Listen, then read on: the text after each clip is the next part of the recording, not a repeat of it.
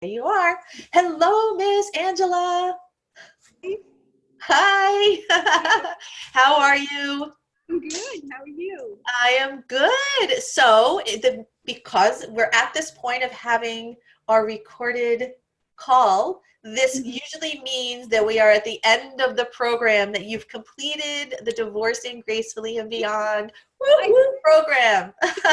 You're an official graduate. So excited. How does it feel? It feels awesome. It really has made me grow as a person. I'm really shocked at what I have accomplished in myself. Isn't that amazing? When we first started talking, Mhm. well, it was a little over 12 weeks, so because we've had some time in between, but Mhm. basically, essentially, when we first started talking 3 to 4 months ago, to where you are now, would you have ever have imagined that you would be where you are now? No, never, never. I was at a point in my life where I didn't think things were ever going to turn around, and the relationship with the new man in my life was just starting, and that was on rocky ground also because the trust factor wasn't there with him yet either. So Right. it was a lot of things being put on me that I never experienced before, and with the divorce underway, there was so many scary things in my life at that point. I didn't know if I was going to succeed in anything. Right, and let's go back to that point. It's hard to remember that point a little bit, right? Because you've come so far, and when we've evolutionized ourselves, and we're stepping into our integrity, we're working in our authenticity, we're really just showing up as our true self.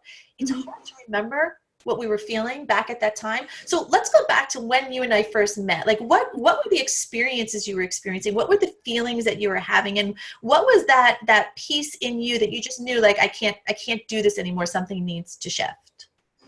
The fear of not being on my own, because I was on my own because he had walked out in September. So it wasn't that fear. It was, how was I going to get on with my life? How Yep. was I going to financially make things work? Where was I going to live? What was I going to do? Would I ever meet someone again that was not going to make me be trusting and then do the same thing that he did? So Right. there's a lot of scary factors. Yeah, and I feel like, especially through a divorce, we don't necessarily come out feeling with all these good emotions, right? We come out with a lot of emotions that we don't even know, that may not even be names for, right? With betrayal, with trust, with love, with all of these kind of emotions that have the ability to take over our lives. And now I remember, I don't know if you remember this, but way back in the early beginning of our time together, I had said to you, I'm like, Angela, there's going to be something that's going to happen to you.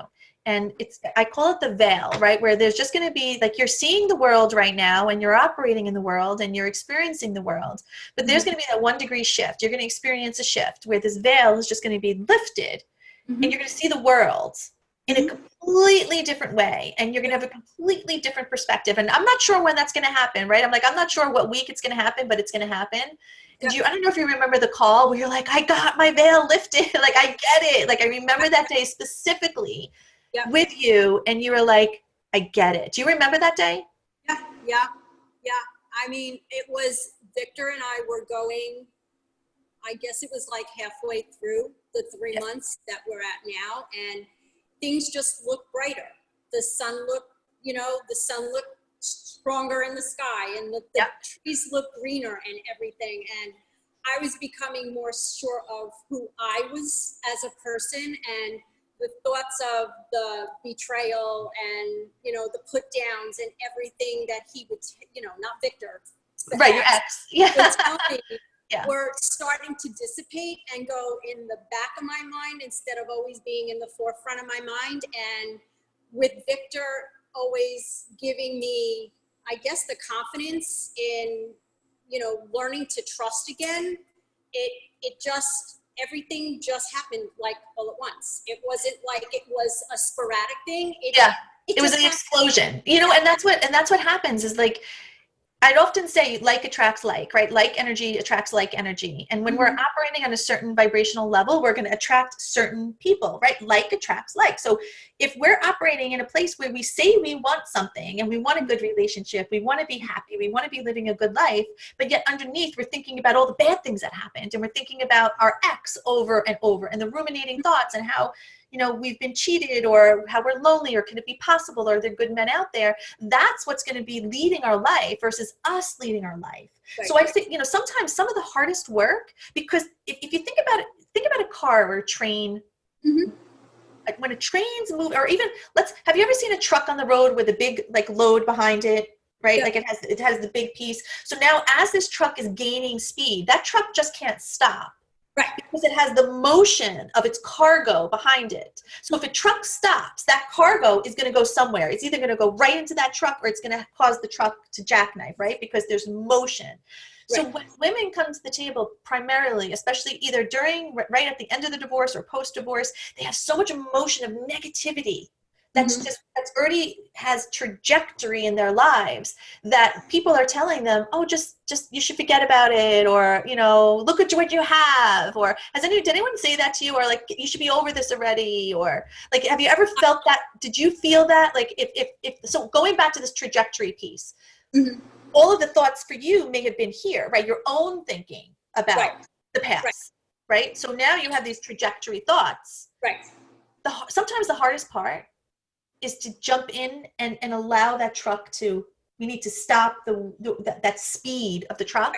Now we need to take the load. Once that we stop that truck, we need to take the load, that cargo of past beliefs, of betrayal, of hurt, of trust, of am I good enough? Is what can I do? Can I believe in? Can I even believe that there's something good for me? We need to replace that cargo and put new cargo in, which is building you up from the ground up, building that piece. Yeah, and it's all, you have to have faith, and you have to believe that this will get better. You can't keep living in the negative and keep those same thoughts going on. This is not going to get better. This is not going to be a good day.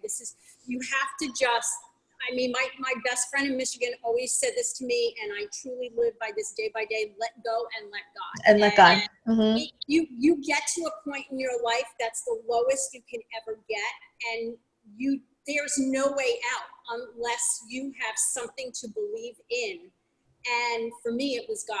And I look for passages that would give me strength, and I even put them around my mirror that I make. I love it. Yes. Yep. And it's funny because there's certain days that my eyes will go to the passage that I need to read that will help me get through the day. Yep. But if you keep living those negative thoughts, you're not going to get anywhere. You're not going to get anywhere. And you know what? You're absolutely, and I'm so glad you said that, because that's where we get stuck, right? We get stuck because we think we could go it alone. Right? We think we could go, I'm going to do this. I'm strong. I'm a smart woman. I'm a strong one. I've been through, I could do this. I could do this. I could do this. But what ends up happening is we sort of perpetuate our own hell, right? Because our thoughts become that. So let's talk about that a second. Let's talk about just the connection of you and I, the community of having the resources, the support, having like a little bit of a framework, right? The system to follow. Like, how did that help you? Like, what do you think about that? What's your perspective? The modules that I did every week, it helped me to gain a self-confidence that hadn't been there in a very long time. I mean, I've always been an independent person, and even throughout my marriage, I thought I was independent, but looking back now, I gave up so much of my independence to him, and I leaned on him for things, not in a weak way, but I knew he was there and he could help lighten the load. And going through the modules, it helped gain my self-respect and my self-confidence back. I love it. And it's almost as if I want to come in there and say it helped uncover it back for you, because I feel like there's so many years that somehow go by that we don't even realize how much of our self-worth or our self-confidence or our belief systems, they've taken a hit. And it's not, you're not the same woman. You know, before we're married, we're one person. We get married, and this is a whole new identity, right? And especially, you know, married to someone 30 years or 20, 30, 40 years, like you have this identity. So now your identity of a person before you're married, you become an identity after you're married. And then all of a sudden at least I felt naked in Macy's window with this whole new identity that I was like, what do I do? And to me, it was so overwhelming because I knew I needed change and I knew I needed direction, but I just didn't know where, and I didn't have a system to follow. Right. And the thing was, I don't have a lot of friends. I'd rather have a smaller group of friends that mean more than 35 friends that are really more surface friends. Yeah, me too. Total same way. And they kept saying, you need to do something for yourself. And you got to leave him. And I was so afraid of what that would be like. And finally, towards the end, I said, I just have to do this for myself. I'm losing myself, and I'm losing myself big time. And big time, yeah. And it was scary, but it was, when I finally let it go altogether, it was so freeing. And knowing that now I have a man that, I mean, he's the complete opposite. And I look back on my marriage and things he tells me in 3 months, I've never heard in 38.5 years that I knew my ex-husband. And there's no coincidence here, right? Because there's you shifted who you were and how you operate and how you show up on a daily basis. You also, which attracted him to you, right? Differently. Number two, though, what we're not really kind of putting on the table, which is really important, is the ability to sustain a good relationship. Because if you would have shown up in this relationship the old way, with the old way that you're functioning, it may have taken hits that may not have been able to sustain. Like you doing the work that you needed to do on yourself, doing your insight and your distinctions and understanding the triggers and really deep down inside, like reprogramming the way you operate in the world has enabled you to show up in this relationship in 2 ways. One, to receive a loving relationship, like to fully receive a loving, healthy, wonderful relationship. But number two, you could participate in it, and it could be healthy boundaried, right? It could be healthy communication, and now it can be consistent. You don't have to have the chaos and the games that followed you from the past. This relationship is really starting slate wiped clean, right? Slate wiped clean, because you've learned how to have a good relationship and what a good relationship is, and be able to sort of nurture that like we have a garden, right? Take care of it. Yep. And I look at people look at divorce. There's a stigma that divorce is negative. Divorce is like, oh my God, it's like you got the X on your. Even though they say it's not, there's a huge stigma. But to me, it's like God is giving me a chance to relive something in now a more positive way instead of what I was living. Oh my God. So I don't look at it as being negative at all. It's like a chance to redo my life all over again. It's the ability, he's giving you the ability to really step into the life you're meant to lead, right? Like you said, like this is everything you went through was, I don't believe God created it, but what I do believe is he allowed it for a reason, for your growth, for your transformation, for you to sort of, when we're on one side of the bridge and we can't see the other, we know we're on one side and we see this side, but we don't know how to get there. It's hard. But when we get the bridge, we could get there, and you get to, like you said, through this and through God's faith and through having that patience and knowing that you can create this life and doing the work. Because this is like, let's just be honest. The work itself isn't rocket science, right? It's not necessarily rocket science, but it does take commitment. You've got to do the work. The work, and you need patience. And patience. It's like that saying, Rome wasn't built in a day. It holds so true, because if you think things are going to go from being horrible to everything is roses and everything once, you make that decision, it's not. Right. There's still going to be bad days. There's real bumps. There's still bad days now, but the difference, and that's what the beautiful thing is, right? So before, you may have a bad day, but that bad day may have lasted for weeks or months or, right? Like for lingers. It's like this lingering, right? You could feel it. Now you have a bad day, and that's exactly what it is. It's a bad day. That's it. And you get up and the next day it's like, so how, like, to me, I'm like, I love that part of, because now we're in control of our emotions. We're aware, we're working on the subconscious piece. We're working on the mindset that we now get to say, no, I'm not going to allow this to take me down for months at a time and rob me from my life. Right. It's because, I mean, I think of the transition, honestly, like from when you started, and even in your work, like the work that you're doing and how, you know, you're so involved in that and how that has blossomed or is blossoming and is growing and is transforming. So your life has, and, you know, a lot of people will say, well, you know, kind of even thinking about making shifts and changes in themselves and the work that I do and that I teach, we can't even imagine all of the pieces it's going to touch in your life.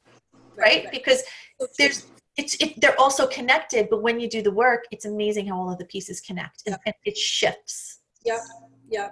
You can't be stuck in what happened, because if you get stuck and stay there, nothing is going to get better on its own. You have to make that initiative to decide I'm making a change and then follow through and making that change. So nobody's going to make that change for you. Your friends can tell you everything, but they're not the ones that have to be in your head day in and day out. You are the one that has to keep that momentum going.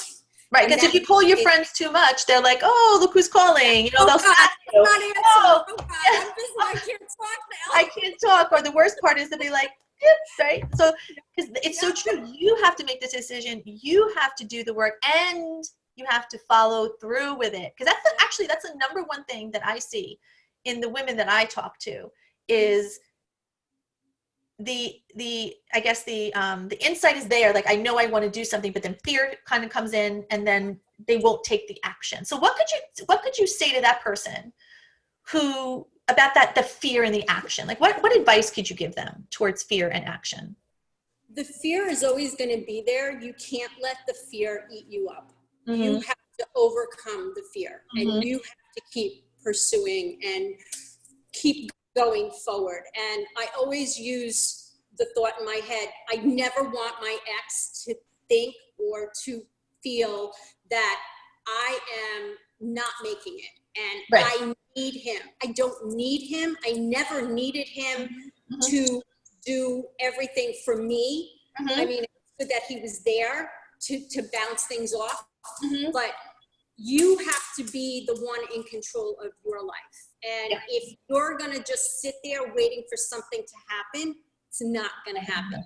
Yep. You have to be the proactive one, and you have to get up every day and say to yourself, this is a new day.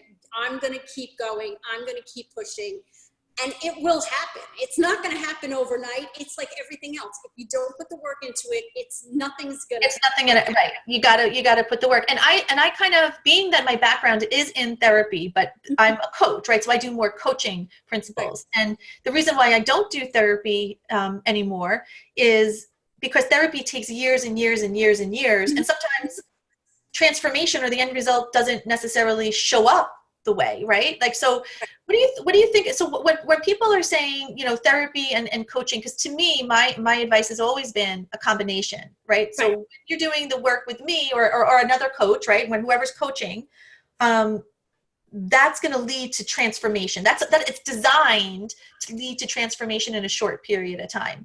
Right? Where therapy is concurrent. Like I always say, you know, especially going through my program, it's recommended to work with a therapist. It's recommended to still have that separate piece. Right. But I see the dramatic change that a person can have in 12 weeks with the right tools and the right, again, questions. Like, what would you say to that? What would you say you know, now that you've experienced being coached versus being in a therapeutic relationship, what would you say? I do both. Yeah. And I firmly believe they go hand in hand. They go hand in hand, yeah. It might not be for everyone, but the insight you get from two different perspectives that are helping you is worth more than any amount of money in the world. Yeah. It's like what the tools you have given are on a concrete day-to-day basis, whereas with therapy, it's something that is going to last longer, and it's more of a thinking kind of thing. Yep. It's more like insight, and you go back to patterns and behaviors of the past, right? So what you're learning in coaching is really talking about the now, and then creating your future and putting a plan in place. Because so many women will say, oh, I want this and I want this and I want it, but then there's never a plan. It's like, okay, well, how are you going to get there? Right? Like you want it. And then you have the therapy piece, which really looks at maybe healing some things that needed to be healed from the past, from childhood, from whatever that may be. So the two of them together are like the perfect. But you know what? I say the same thing. Like when people ask me, or they'll say, oh, that's expensive. And the first thing that I think, even like I'll say to myself, but it's more expensive if you don't do something. Like even in my own growth, like when I'm looking at something and I see that it's expensive, it actually now I've learned to look at it a different way, because now when I feel that feeling of it's expensive, I actually reframe it, because then it's almost like a feeling like I know I need to do it, because it's getting me to rise above my comfort zone.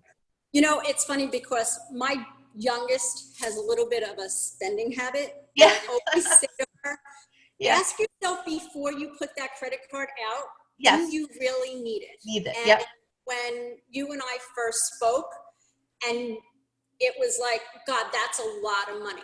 But then I said to myself, is this something that I need to do for me? And is it going to benefit me?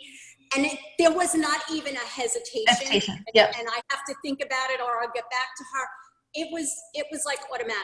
It was something I knew in my heart I needed to do for me to get over what was actually happening at that point in my life.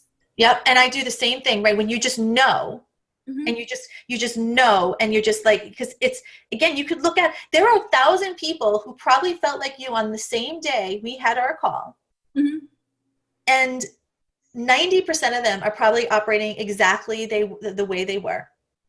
Nothing has changed in your life, in their life, right? But you were the one who made the commitment to yourself. Like, this is it. Like, I've got to do this. And that's what I'm the same way. When I see something now, it's not an expense, it's an investment. Because to me, it's not the cost of what it is. It's actually what is the cost of what I'm losing. Right. Like I'm losing having the possibility of, like, I can't even imagine if I went on this alone, like I would have, I don't know. I can't imagine not doing the work and investing in the way that I invested in myself, because I wouldn't be, number one, doing the work that I'm doing here. I don't think I would be married again. Maybe I would, maybe I wouldn't. I don't know. I just probably would have had so much of my old stories being told that I can't imagine a relationship would have been able to sustain the length of it, right? And who knows where I would have been. And going it alone, like regardless, like going it alone is a lonely road. I mean, divorce. I mean, all my friends are married. I mean, I have a couple of women friends that are still single by choice, but nobody really knows what you're going through, and you can share whatever you want with them, but they're still not you, and they're not gonna know what you're going through and what you're living through. And my biggest fear was being alone for the rest of my life. I'm not 80 years old, and you only got no, I saw the same thing in myself. I have a lot left to give, and that was my biggest fear, was being left alone. And now with Victor, I mean, he asked me the other day if I would ever consider marrying him. And when I was coming home from Colorado, I actually bought a bridal magazine, and I love it. But so but this is what we talk about, right? We talk about putting out your intention and your manifestation. And guess what? You get permission to be the bride again if you want, right? If you want. And this is the difference. It's not coming from a place of I'm afraid. It's not coming from a place of I'm in fear or I'm in lack. It's coming from a place because you are 100% aligned and congruent with yourself. You are in power with your job. You are in power with your family. You're in power with Victor, but healthy, right? Not negative, but healthy. So you're coming in this place where you get to choose, and you get to fully receive the opportunity and get to experience it without the negativity and all that other mind chatter and conversations that could go in your mind. I think that's why I'm more open with him as well as with the ex, because it was like, anytime I opened my mouth, I knew I was in for a fight, or I knew I was in for another sarcastic remark. And with Victor, I can speak what I want to say, and he listens. And then we talk. It's not, and I think in that respect, it has helped me not to react as much and to respond instead of react. Yes. So I cannot believe in 3 months how I have changed and how my relationship with this man is so different than Yep. what I have experienced in 36 years. In 36 years, right? It's amazing, right? Isn't it amazing? It's almost like, and it's just because, here's the difference, Angela. I have to say, again, I know my work, I know what I do is coming from God-centered. So I'm confident in the work that I do, right? Mm-hmm. And I'll show up, and I show up with you every time, and I'm always there. But it's not necessarily me. It's Mm-hmm. for you, and I give you the tools, but you and your commitment to your growth and your soul and your spirit was on fire. Mm-hmm. And was ready, and you listened to your call. See, the tragedy to me, and no matter what it is for a woman, whatever direction she's choosing to do to sort of help herself out of this divorce chasm, I would call it, Mm-hmm. is knowing that they're at that point, but then fear comes in, and then they do nothing. Yeah. That's or they go back. Or they go back. Worse yet, you go back. I see that. Oh my God, I can't even tell you. I went to the store the other day, and this has happened multiple times, but it happened again, and it got me to really reinforce the work that I do because I was like, wow, I really kind of know this is where I need to be. But I ran into a woman, and we just started chatting. We're on the checkout line, and da-da-da-da, and next thing I know, she's talking about the divorce, and she's talking about how, how bad it was, and her experience with, she hasn't met anyone nice, and how bad, guys and this and that, and how this other person did her so wrong, and the story, right? The story that she was there. And I'm thinking, oh my gosh, I felt so bad for her. I said, how long have you been divorced? And I'm thinking she's going to say a year or two. She said 25 years. Oh my God. Hell no. Hell no. When and you'd be surprised how many times that I hear. And that's the reason where I did my shift in my work, and the work that I do is because I saw that so many times. I had people around me who were divorced, and I was like, I will not be that woman. Yeah. I will not be that woman who 25 years from now is operating as if it happened yesterday. Yeah. I mean, I'm on a divorce support group on Facebook, and a lot of I'm not going to say 90%, I'd say about 40%. I mean, they write what they're feeling, and then the last thing you read from them is that they're thinking of going back into the relationship. Into the. And I can't let my mind not say anything, and I'm like, that is the worst thing. That's the worst thing you could do. He's going to sweet talk you into coming back. But then what is your life going to be like? It's only going to be as bad as it was, or that much worse than it was. Why would you want to put yourself back? Well, I know we're going to get biblical here. And for anyone who's not kind of biblical, I hope that this is they could hear this. But because you and I share that same, that's how we sort of, our work has been evolved on. This reminds me of when Moses was leading the Israelites, right? And when he was leading them out of Egypt. And what was supposed to be a 7-day journey took 40 years. 40 years. Yep. Right? Yep. 7 days. Now, if they would have been patient and been grateful and just gone through the struggle they needed to do in that moment, 7 days it would have taken them. Yep. Now, what we also don't remember is that the Israelites left very, very wealthy, right? So they had a life of poverty, and they left very wealthy. Right. Now, this also goes to say that you could go from a really horrible relationship, and God could place you in a really good relationship. But if you don't know how to handle the good, you're going to blow it up. Right? Same thing with Israel. If you don't, it's like when people win the lottery. You could win $1 million. Most of the times, those people end up broke and even in more debt than they were before because they didn't know how to handle the good. Yeah. And that's because you're so used to, and that's what happens. You get pulled back because that's all you know, right?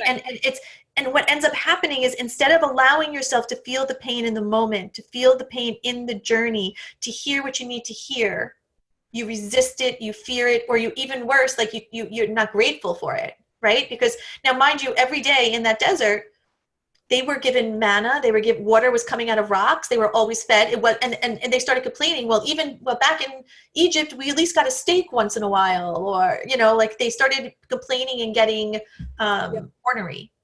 Yeah, you have to be grateful for what you have. And every journey, right? I mean, we had a good life. We had a bad life when he lost his job, but I never complained. I always worked with what I had. And right now in my life, I'd rather be struggling and going along. Yeah, the lawyer bills are mounting, but you know what? Okay, so we put it out on a couple of different credit cards, you know. That to me is worth more than going back to him and living with the put downs and the berating and the arguing and everything. I never realized I was in such a depression until now. When I look back at pictures of myself and what I look like and what I look like now. Oh my God, your pictures? Oh my God, glowing. Oh my God, glowing your pictures now. My daughters have said to me, Mom, we can't remember the last time you looked as happy as you do now. And in a way that hurts because I never perceived myself to be in a depression well, that's what happens. We minimize, we rationalize. We'll we'll say, well, maybe this is okay. Or maybe, I could go, I don't really need anyone anyway, or I don't need to have this. I could go without this. Or we begin to tell all of these stories that aren't true. They aren't true at all. And then we mask the misery. But the only way you know the difference many times, number one is that internal guide, right? But when you see that, when you're on that edge of the lake and you see your friends jumping in, you got to just jump in with them. And you got to just know and trust, like, it's safe and it's fun. Because once you get in that water, you're like, oh, this feels so good. The worst thing we could do as women is be on the top of that and then let our brains come in and overthink it. 99.9% of the time, we will stop ourselves from doing something because we overthink it. You put an ad up in like, let's say you're an HR person and you put an ad up in the company and you say, okay, this position requires these skills. A man will go by and will say, oh, I have 3 of these skills. I'm going to apply for the job. A woman will go by and say, I have 11 out of those 12. I'll have to go back and work on the 12. Then I'll apply. Exactly. Yeah. Right? And it's just like, we are our own worst enemy. We block ourselves left and right. And then what ends up happening is we get pissed because our life isn't where it wants to be, but then we're not willing to do what we need to do in order to unblock it. And then it becomes this whole circle. Yeah. Exactly. Until that I don't know if you're like me now, but until that first coaching program I ever invested in, it was so, I was like, I threw up, I think, that night because it was a lot of money and I was like, oh my God, what did I do? I got nervous. And then of course I had trust issues. Am I being scammed? Am I, is this really real? Because you wonder, because you didn't, coming from someone who was betrayal. Right. But after that experience, when I've come to realize the value in the investment in myself and what it has given me, I am no longer fearful.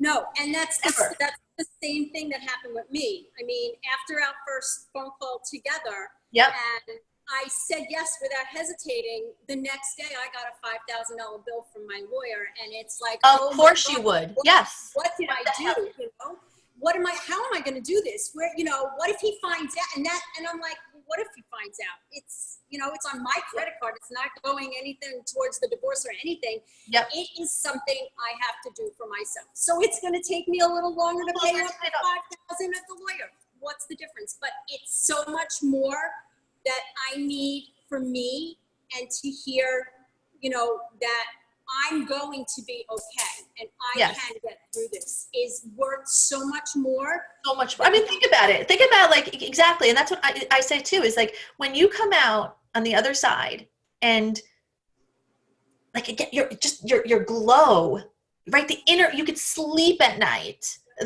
These things that happen that come seemingly in your way, they're like, you're like, okay, like, again, of course that credit card would come the day after, because that's what happens. The moment you level up into something is guaranteed to come in your way, right? And you're like, oh, now most people would freak out and be like, right? And you did have a little freak out moment, but you just knew, you're like, okay, like, I need to go through, because that's what happens. And like you said, I think any investment in ourselves, and especially something like this of healing yourself, there's no price to it, like, because your life and your health and your happiness and living your dream of being with a man who loves you, visioning your dream of traveling to be with your children and your grandchildren, running your company, having your business, like all of the facets of life, which we never would think would all be together, because we're just looking at how to heal yourself and how to attract the love of your life, right? That's what we're primarily, but think about all the other facets that came underneath.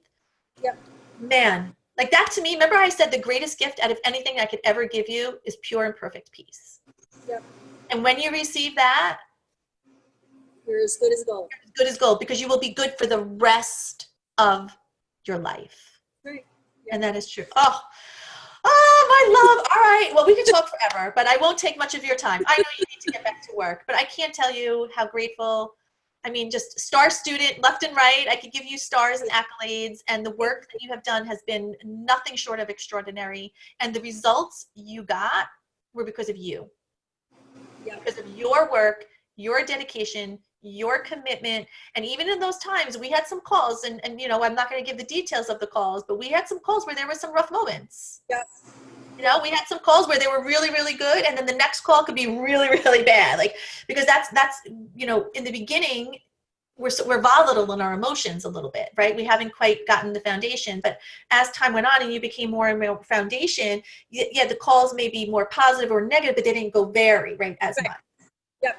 But like anything else, life is going to be moments, as I say with the circle, at the top of the circle where we get to enjoy it and be grateful. Mm-hmm. And then we may be at the bottom of the circle at one point. We don't dwell. But we don't dwell.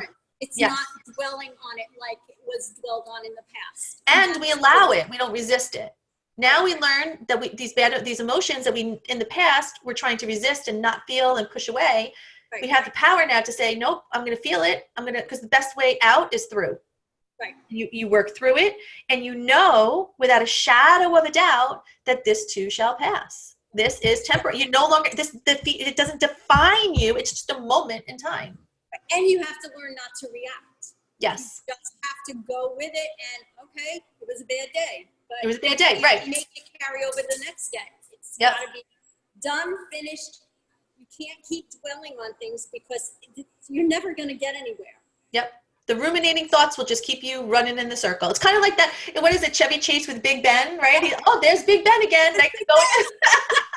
There's Big Ben again. And they never get out of the circle. I don't know.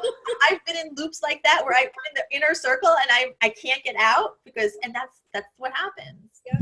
So I can't wait to see where your life goes. I can't wait to see what else you create, because now that you have the system and now that you have a model and now you have a recipe.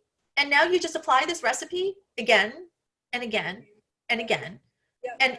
And I cannot wait to see, because you know we're family, so we'll always be connected for the rest of our lives. So I can't wait to see your path, and I can't wait to see where you're going. And you may get a wedding invitation. Who knows? Yes, I love it. Oh my God, that would be awesome. I would love to. So yes, please invite me to your wedding. I will. All right, Chickalina. Right. So have an awesome rest of the day, and I'll catch you on the other side. And thank you. Thanks, Donna. See you later.